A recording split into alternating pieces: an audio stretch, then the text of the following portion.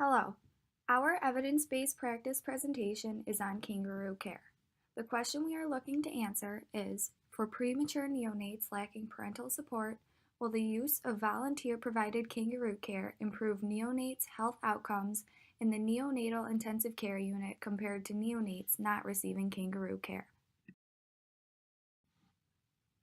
Kangaroo care is a method of care which promotes healing, bonding, and comfort.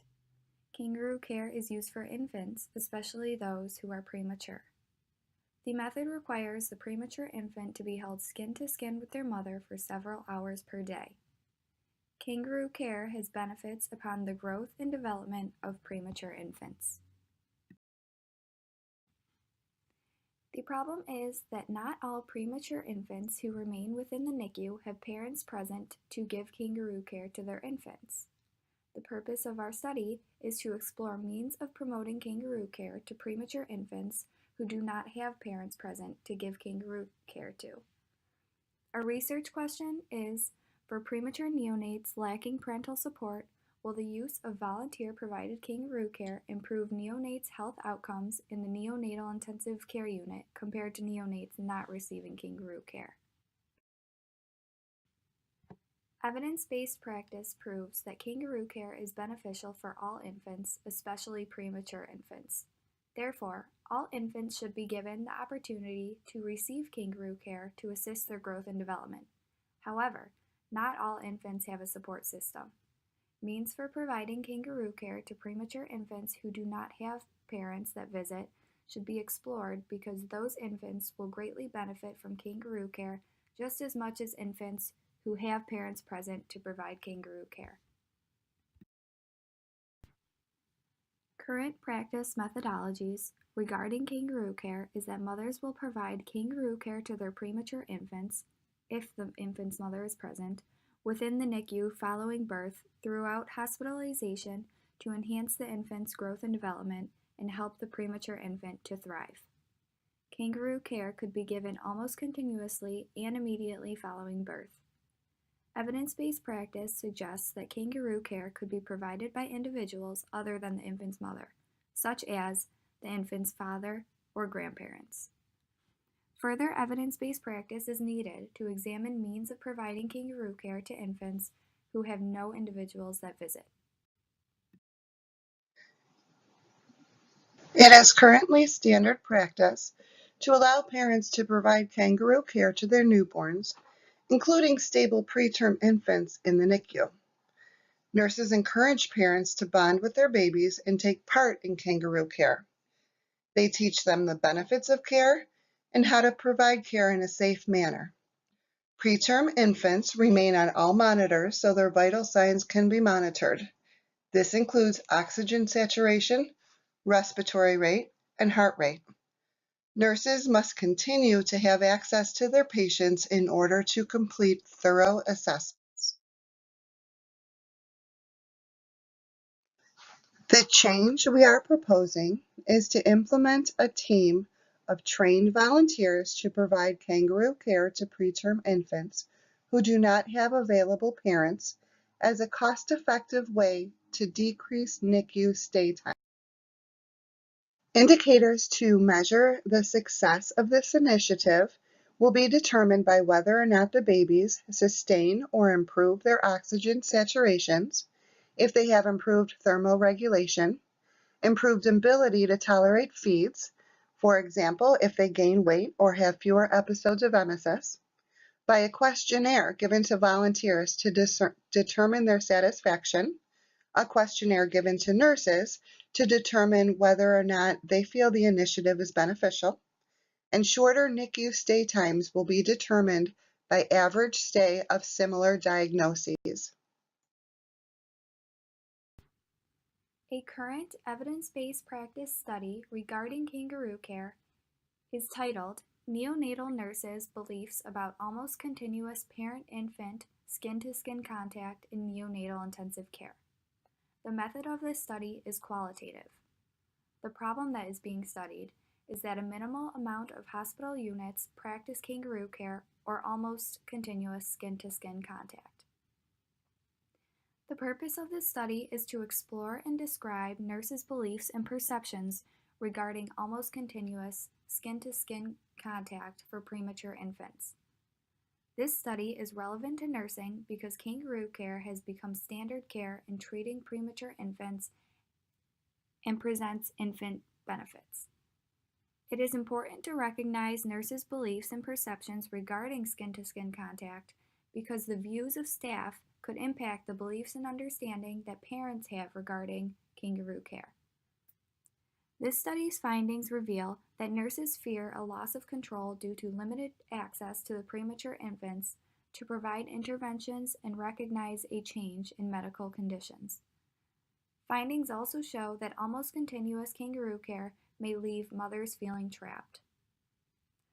The study's strengths were that real statements and answers made by the nurses who were participating in the study were included in the research article. This allowed for a better understanding of the nurses' perceptions. Weaknesses. A weakness that was recognized in the study is regarding what individuals are providing kangaroo care to the premature infants. Most answers that were provided by nurses referred to mothers as the individuals that provided kangaroo care to their premature infants. Fathers, grandparents, and other individuals may also provide kangaroo care to premature infants as a means of helping the mother and allowing her to have time to herself.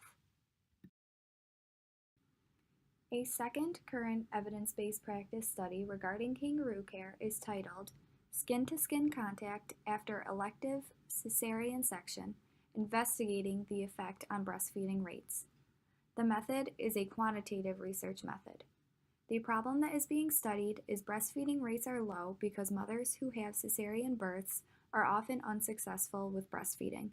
The purpose of this study is to determine whether immediate kangaroo care between mother and infant within the operating room following a cesarean section affects breastfeeding outcomes. This study is relevant to nursing because it is analyzing the effects that immediate skin-to-skin contact has on breastfeeding outcomes. Breastfeeding and kangaroo care are both associated with numerous health benefits, which is important for premature infants to strive. Findings reveal that the length of kangaroo care has an effect on breastfeeding rates. It was also found that kangaroo care could be performed in the operating room following a cesarean section safely. Strengths. The study indicated that more research is needed to better understand the effect that immediate kangaroo care has on breastfeeding rates. Weaknesses. There were multiple issues that arose which excluded individuals from participating in the study, such as medical conditions consisting of stillbirth, hemorrhage, and respiratory distress, as well as other issues such as bottle feeding. This is considered a gap or weakness because it minimized the number of participants. Another weakness was the contamination of the control group. Contamination occurred because 87% of the control group provided skin-to-skin contact for greater than 2-hour periods after birth. The study had expected them to participate in skin-to-skin contact for only 1 hour or less. Further evidence that is needed is appropriate and effective means of providing kangaroo care to the premature infant who does not have visitors or a support system. Examining whether individuals would be interested in volunteering to provide kangaroo care to premature infants who reside within the NICU without any visitors, as well as what type of individuals qualify to become a volunteer to provide kangaroo care to premature infants in the NICU. The perceptions, beliefs, and reactions of the volunteers regarding kangaroo care and providing it to premature infants, as well as those of nurses working in the NICU regarding the presence of volunteers providing kangaroo care. The extent of training and education needed for volunteers prior to providing kangaroo care. Feasibility. Subjects. An ample amount of participants, premature infants and volunteers, will need to be gathered. Time frame. Kangaroo care will be provided by the volunteers for a few hours each day. Cost. The NICU will be made aware of the study's problem and purpose to propose and receive funding. Tools and facilities. The NICU, kangaroo care equipment such as covers, blankets, and wraps, and measurement equipment such as vital sign machines. Nurses will be made available to provide training education to volunteers who will be providing kangaroo care to premature infants. Benefits. In conducting the proposed research, premature infants who do not have visitors will be presented with the opportunity to receive kangaroo care as other infants with parents present would. Infant benefits of kangaroo care: thermoregulation maintenance, breastfeeding and lactation promotion, improved glucose levels, fewer infections, shorter hospital stays, and lower mortality rates. Parental benefits of kangaroo care: improved parent-infant bonding, improved mood, increased sense of closeness and competence, decrease in stress, fatigue, and anxiety. A study of the first recipients to receive kangaroo care shows a death rate less than half of those in the control group. They also had fewer school absences, a small but significant difference in intelligence, and higher hourly wages. Risks. There are very few risks that are associated with kangaroo care. Risks may consist of prone positioning during kangaroo care, decreased oxygen saturation, improper use of skin-to-skin facilitating tools, and nurses may have limited access to infants, which may delay interventions and recognizing a change in medical conditions. Prior to the start of the study, approval will be obtained as well as consent from the participants. The participants will also be assured that they will remain anonymous to protect their confidentiality. Participants will also be reminded that the study is voluntary and they may withdraw from the study at any time. The reason for a change in kangaroo care is because not all premature infants have a good support system, but they should still have the same opportunities whether parents are involved in their care or not. And having volunteers to provide kangaroo care would be beneficial to those infants who have little to no support and hopefully decrease their stay time in the NICU.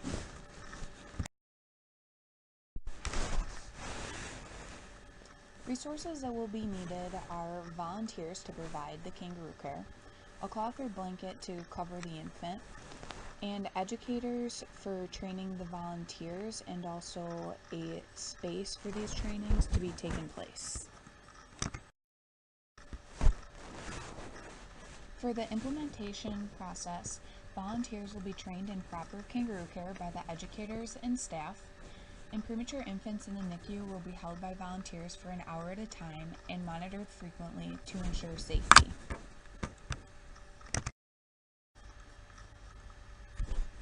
There are several outcomes that will be measured. They include infant's heart rate, oxygen saturation, temperature, and respiratory rate, and also the infant's stay time in the NICU. These findings will be documented appropriately, and there will also be a survey handed to the volunteers and nurses in hopes just to get feedback and to improve the process if necessary. Kangaroo care implementation entails a change process in the neonatal healthcare setting. Prior to implementation, the Kangaroo care team will meet with all NICU staff, including the quality improvement nurse, safety nurse, NICU manager, labor and delivery nurse manager, the mother-baby unit nurse manager, and practitioners, to discuss the initiative and answer any questions. The electronic health record will be modified to include Kangaroo care documentation.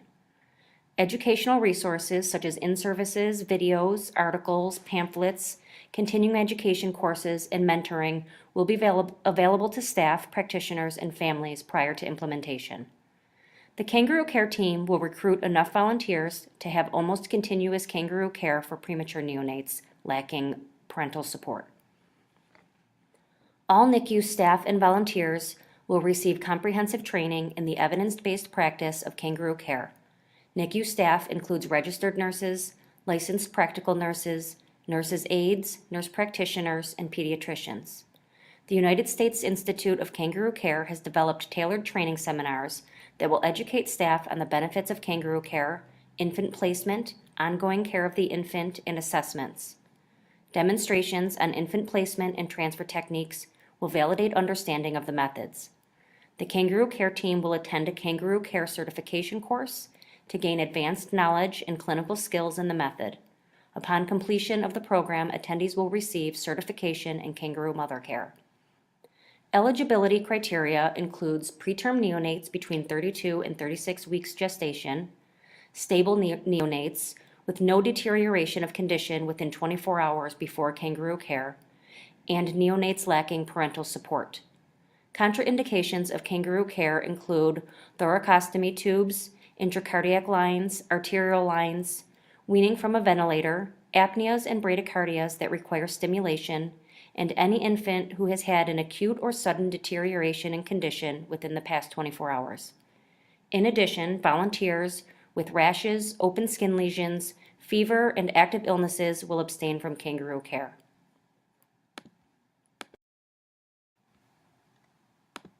The NICU health team must work with the protocol to implement the Kangaroo Care Initiative, recognize its benefits, and define eligibility criteria and contraindications. The nurse will secure all tubes and lines and, if possible, perform any procedures that may later interrupt kangaroo care. A rocker or recliner will be available beside the incubator, and the nurse will assist the volunteer in the neonate's transfer. Heart rate, respiratory rate, oxygen saturation, and temperature and pain will be assessed before and 15 minutes after transfer. Kangaroo care will be given for at least 1 hour to allow the infant to complete one sleep cycle and maximize the benefit from kangaroo care after the potentially stressful transfer. Continuous kangaroo care can be given up to 24 hours per day. Activities such as tube feedings, diaper changes, blood samplings, intravenous injections, thoracic auscultation can be performed on the infant while in kangaroo position. Documentation will include the kangaroo care provider, session start and stop times, neonate sleep-wake cycle, intolerance, vital signs, oxygen saturation and temperature before, during, and after kangaroo care. The NICU manager will perform monthly audits on kangaroo care documentation and evaluate participation. The Kangaroo Care team will survey staff and volunteers monthly to obtain feedback on the initiative. NICU stay times and health outcomes of participating neonates will be evaluated and compared to neonates lacking parental support that did not receive kangaroo care. Practice changes will be based on staff and volunteer feedback, NICU stay time, and neonate health outcomes. If perceived benefits are revealed, more volunteers may be recruited to provide longer kangaroo care sessions and expand the initiative. Ways to communicate the change. Include information in staff emails. Vocalize the new initiative and procedures during morning, afternoon, and evening huddles. Post signage with information and reminders of new initiative. Add sections to the EMR for charting duration of kangaroo care and expected and unexpected outcomes. And shift report to include participation and progress. Integrating into practice. Have enough volunteers scheduled to provide care to the infants in need. Have a volunteer supervisor to design a schedule to ensure the infants receive care. Supervisor will monitor volunteers and gather feedback from the nurses on the process, progress, compliance, perceived benefits, problems, and proposed changes. Nurses are responsible for documenting in the EMR, including a clinical note. Weekly meetings to monitor success to include volunteers, nurses, and manager. Monitoring process and outcomes. Are the volunteers satisfied and happy with the new initiative? Are the preemies responding in a positive way? Are they maintaining their temperature, their oxygen saturation, respiratory and heart rates, and are they eating well? Are the nurses happy with the initiative, or do they feel as though they are losing control over the patients? And most importantly, Are NICU stay times decreasing for the preemies who are part of the initiative?